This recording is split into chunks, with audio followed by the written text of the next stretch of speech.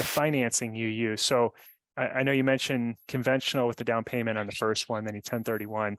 How are you continuing to scale? Because now you've got a couple in Ohio. I think you're working on one in Arizona as well. What's your plan for continuing to scale? Yeah, so my first deal that I did in Waukegan was conventional financing, and then I 1031 and used that for another conventional for a single family in Columbus, and then I did a house hack in Columbus on a duplex.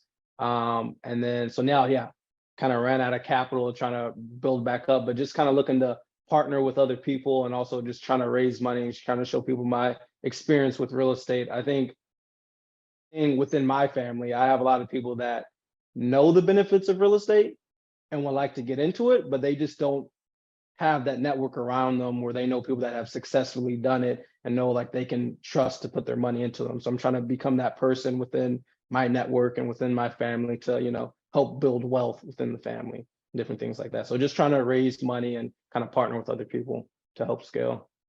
Got it. Okay. So private money is where you're kind of leaning toward your next properties. Yes, that's Got the it. plan. Yeah, and I think people underestimate that or think that, well, I don't know anyone who's got, any money that they'd want to invest, but I think the amount of money that is in your local network, it would just surprise the heck out of most people, and it doesn't have to be like your parents, but anyone that you have some sort of relationship, even if it's just friends on Facebook.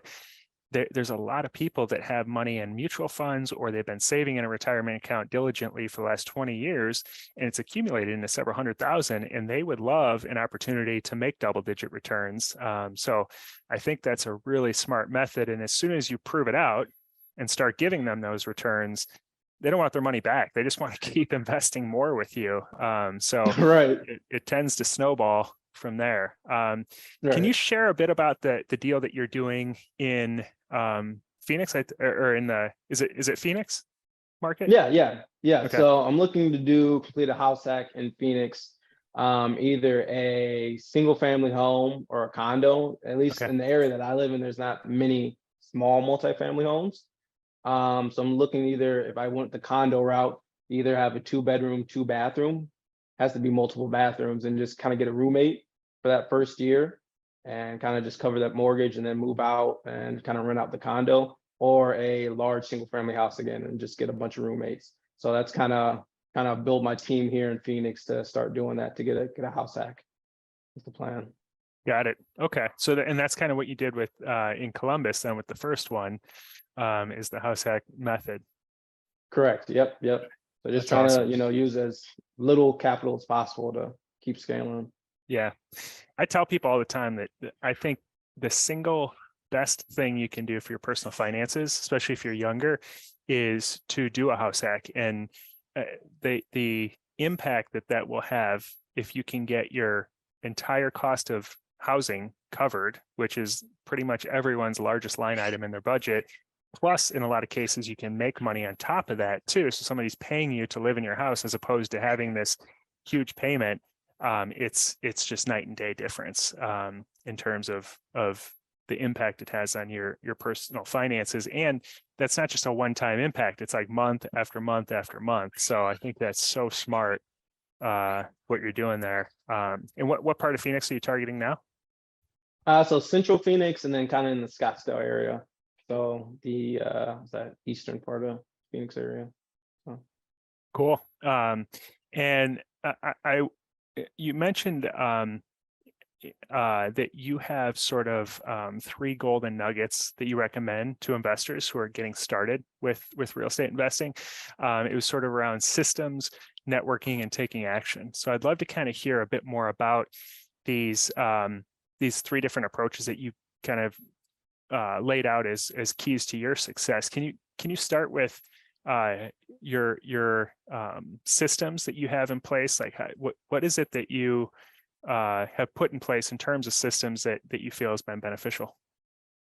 Yeah, most definitely. I think the biggest thing in terms of scaling, and kind of got this idea from this book called The E-Myth, is just having, different like working procedures laid out of each little step that you do, whether that's analyzing a property, having that sheet and what you do each time going through that, or how you write offers, or how you look at markets, or just every little aspect of your like real estate business, having that written out so that as you grow, you're able to hand that off to different people. So kind of what I started doing was just kind of writing out like each little thing, like, hey, how do I evaluate this market? What do I look for in terms of population growth, job growth, crime, school ratings, and just kind of wrote that down on a working procedure.